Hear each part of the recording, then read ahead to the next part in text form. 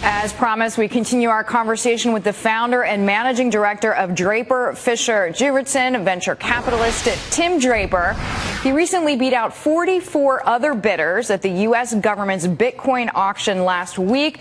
Tim, you now own 30,000 Bitcoins, estimated value roughly $19 million. Are you that much of a believer in the virtual currency? Yeah, I'm very excited about this. I think Bitcoin is as big a transformation to the finance and commerce industry as the internet was for information and communications, as peer-to-peer technology was to telephony.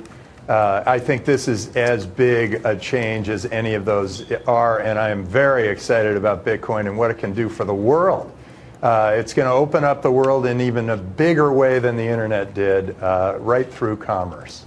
Okay, so I hear you say that it's important for the world, and I can understand that Bitcoin looks good in a system where countries, let's say the currencies, are less stable than the dollar. Argentina comes to mind. But how long till mass adoption in North America, or does it matter? Well, so yeah, to start with, the obvious choices are there's a company called Bitpagos that is operating in Argentina, and one called CoinCove operating in Mexico, and one called Pagatech operating in Africa. These are countries, Africa's not a country, it's a continent. But these are areas where they don't have super confidence in their own fiat currency, and as a result, Bitcoin looks more attractive to them. In North America, we have a strong currency and we have very good commerce, but we do have friction to our commerce. I mean, we pay credit card bills, we pay 2.5% to 4% for credit cards. Bitcoin could be much quicker and much cheaper than any of those. For us to move money to another country, it is always there's a lot of friction there. Western Union charges something like 8%. That can be done very quickly with various sources. Varum comes to mind. And I believe we will also be able to use Bitcoin as an alternative to our currency. I mean, in 2008, we didn't know if the dollar was going to be worth anything.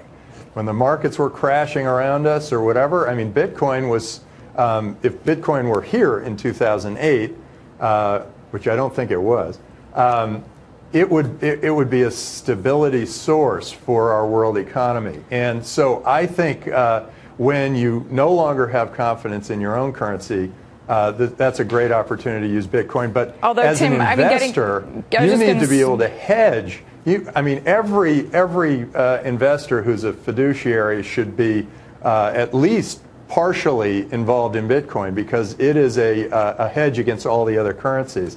And all of us should try it. I mean, everybody should go out there and buy a Bitcoin, because you buy one Bitcoin and then go figure out how to spend it. You can spend it with Snapcard or wherever, and you can spend it on anything you want. You can go on Amazon or listen, eBay. I mean, there are premiums that people are willing to pay for controls on liquidity, controls on volatility. I mean, it has to be years away from mass adoption, at least in the U.S. I mean, I heard what you said about 2008, but I know that we had the buck being broken, et cetera. But I mean, there was no way that the U.S. government was going to let the entire system go down.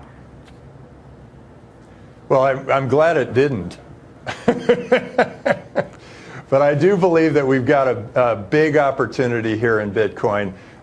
There are new technologies. There are smart contracts being built around Bitcoin. There's a whole ecosystem being built that's going to make commerce much easier, with much less friction, and safer, where you actually will have your Bitcoin account at BitMe is safer than your cash account in any of the investment banks. All right. Well, at the very least, I hear what you're saying. That is a diversification play at the very least. Tim Draper, we thank you always for your time.